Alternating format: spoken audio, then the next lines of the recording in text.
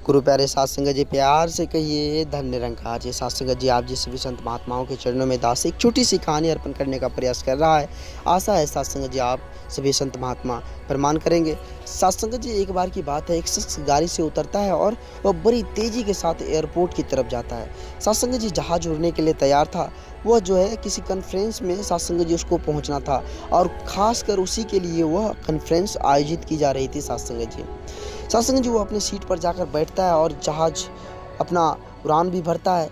कुछ दूर जाने के बाद सत्संग जी कैप्टन जो थे वो ऐलान करते हैं कि तूफानी बारिश और बिजली की वजह से जो है जहाज का रेडियो सिस्टम ठीक से काम नहीं कर रहा है, इसलिए हम करीबी एयरपोर्ट पर जो है इस जहाज को उतारने के लिए मजबूर है।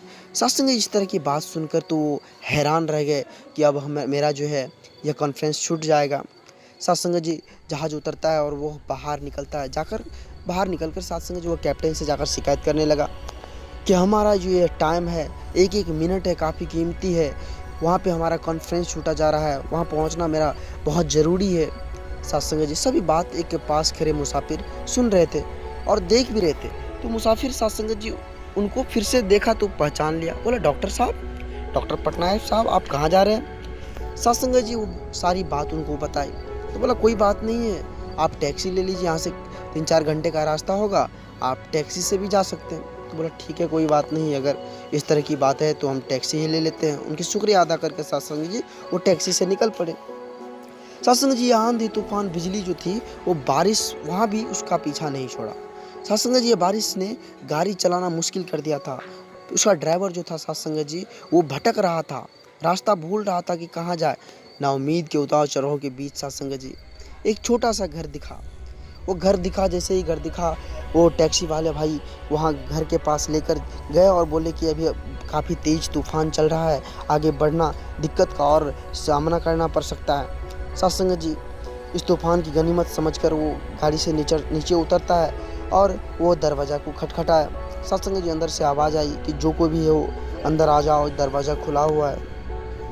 सत्संग जी अंदर देखता है तो एक बूढ़ी अम्मा जो है आसन बिछाए भगवत गीता पढ़ रही थी। सत्संग जी वो डॉक्टर साहब जो थे वहाँ बैठे, तो बैठ के देखते हैं कि सत्संग जी वो अपने गीता को पढ़ रहे हैं, पढ़ भी रहे हैं और एक छोटे से बच्चा जो थे वहाँ उसको सुलाकर जो है सुलाए हुए थे। तो डॉक्टर साहब वहाँ बैठे सत्संग जी। तो बूढ़ी अम्मा जो है डॉक्टर को देखा तो डॉक्टर परेशान नज़र आ रहे थे। तो सत्संग जी बूढ़ी अम्मा जी बोलते हैं कि बेटा, तुम बहुत परेशान दिख रहे हो, तुम थोड़ी सी चरना अमृत है ये पी लो, तुम्हारी सारी मुसीबतें दूर हो जाएगी, और थोड़ा फल भी है वो तुम खा लो, सब ठीक हो जाएगा। सत्संग जी डॉक्टर ने शुक्रिया अदा किया और वो चरना अमृत पी लिया। सत्संग जी बूढ़ी अम्मा अपनी पाठ में खोई हुई थी। उसके पास पड़ी एक बच्चा जो सत्संग जी वो सोया हुआ था, कमर में लपेटा हुआ था, उसे जो है बूढ़ी अम्मा थोड़ी थोड़ी देर पर जो हिला रहे थे। तो सत्संग जी डॉक्टर साहब जो थे वो सोच में पड़ रहे थे कि आखिर ये क्या हो रहा है।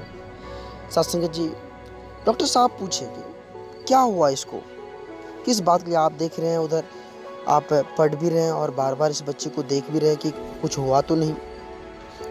सत्संग जी बूढ़ी अम्मा बोलती है कि ये बच्चा 2 साल का बच्चा है, यह अधमरा सा लगता है, मेरा पोता है, इसकी ना ही माँ जिंदा है और ना इसका बाप कोई नहीं इस संसार में, बुढ़ापे में इसकी जिम्मेवारी मुझ पर है। सत्संग जी डॉक्टर साहब कहते हैं कि इसे कोई खतरनाक रोग तो नहीं हो गया। सत्संग जी बूढ़ी अम्मा बोलती है ऐसा ही कुछ है, लोग कहते हैं कि एक नामवर डॉक्टर है, वही इसका इलाज कर सकता है, और मेरी तो हालत भी ऐसी है कि हम उस डॉक्टर के पास पहुंच भी नहीं सकते। तो सत्संग जी डॉक्टर साहब बोलते हैं कि क्या नाम है उस डॉक्टर का। सत्संग जी बूढ़ी अम्मा कहती है कि डॉक्टर पटनायक है उसका नाम, वही इसका ऑपरेशन कर सकता है। सत्संग जी डॉक्टर साहब जैसे ये बात सुनी कि डॉक्टर पटनायक है जो इसका इलाज कर सकता है, सत्संग जी डॉक्टर की आंखों में आंसुओं का सैलाब भरा। वो अपने आप को संभाल नहीं रहे थे। सत्संग जी वो भर्राई हुई आवाज़ में बोला, माई, आपकी दुआ ने तो हमें हवाई जहाज से नीचे उतार लाए, आसमान की बिजलियां खोदवा दी, मुझे रास्ते भुलवा दिया ताकि मैं यहाँ तक ही जा चला आऊँ। हे भगवान, हे भगवान, हे प्रभु, हे परमपिता परमात्मा, मुझे यकीन ही नहीं हो रहा है कि ये एक दुआ कबूल करके आपने अपने भक्तों के लिए इस तरह का भी मदद कर सकते हैं आप। साथ संगत जी वो बार बार नमन कर रहे थे परमात्मा को। साथ संगत जी वह सर्वशक्तिमान, वह परमपिता परमात्मा, वह निर्गुण निरंकार, जिस हालत में भी कोई हो उस हालत में वो वहाँ तक उसको पहुँचा देता है। साथ संगत जी जहाँ इंसान बेबस हो जाता है, जहाँ से साथ संगत जी वहाँ से उसकी परम कृपा शुरू होती है। साथ संगत जी यह आप जैसे भी संत महात्माओं को कैसा लगा यह कहानी? एक कहानी बहुत बड़ी सीख देती है साथ संगत जी हमें, और इस कहानी को साथ संगत जी आप जैसे भी संत महात्मा सभी के पास, सभी संत महात्माओं के पास शेयर करें। बड़ी कृपा होगी साथ संगत जी आप जैसे भी संत महात्माओं के चरणों में दास का कोटि कोटि धन्य निरंकार, कोटि कोटि धन्य निरंकार।